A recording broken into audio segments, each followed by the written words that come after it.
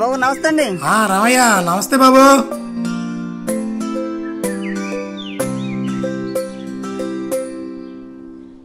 వడ్రమ్మాయి senior అబ్బాయి కదా నువ్వు?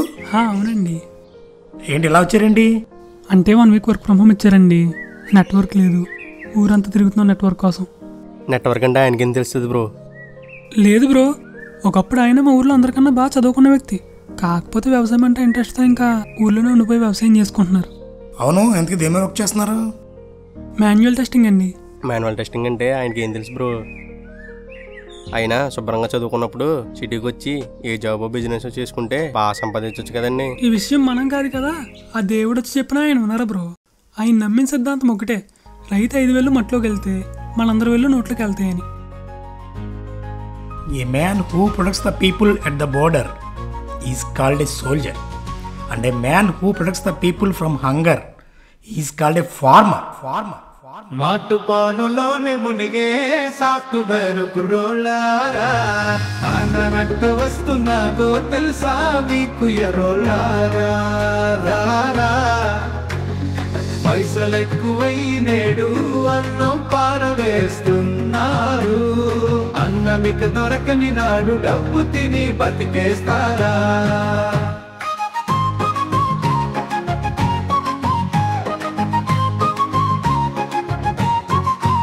నేల తల్లి కరుణ చూపగా, నీటి చుక్క ప్రేమ పంచగా, పశువులు పక్షులు తోడుగా బతికే పక్క రైతు నేను. పంచరు నేలను దున్ని బంగారమే పండిస్తాను. 10 మంది కడుపు నింపి ఆనందంగా బతికేస్తాను. స్మార్ట్ ఫోన్లోనే మునిగే సాఫ్ట్వేర్ కుర్రోళ్ళారా, అన్నమెట్ట వస్తున్నాదో తెలుసా మీకు ఎరోళ్ళారా?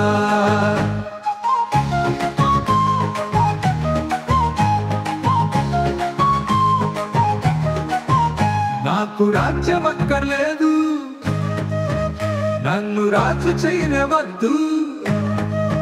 బిరుదులు సన్మానాలు నాకు అసలొట్టే వద్దు. పండించిన ప్రతి గింజను గౌరవించితే చాలు.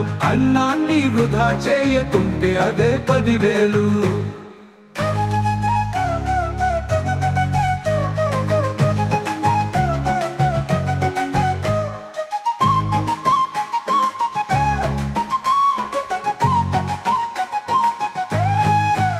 నేల తల్లి కరుణ చూపగా, నీటి చుక్క ప్రేమ పంచగా, పశువులు పక్షులు తోడుగా బతికే పక్క రైతు నేను. పంచరు నేలను దున్ని బంగారమే పండిస్తాను. 10 మంది కడుపు నింపి ఆనందంగా బతికేస్తాను. స్మార్ట్ ఫోన్లోనే మునిగే సాఫ్ట్వేర్ కుర్రోళ్ళారా, అన్నమెట్ట వస్తున్నాదో తెలుసా మీకు ఎరోళ్ళారా? అన్న పంచరు నేలను దున్ని బంగారమే పండిస్తాను.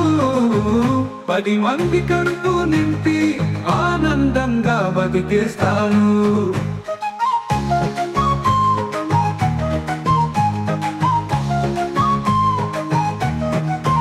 నాకు రాజ్యం అక్కర్లేదు, నన్ను రాజు చేయవద్దు. బిరుదులు సన్మానాలు నాకు అసలొద్దే వద్దు.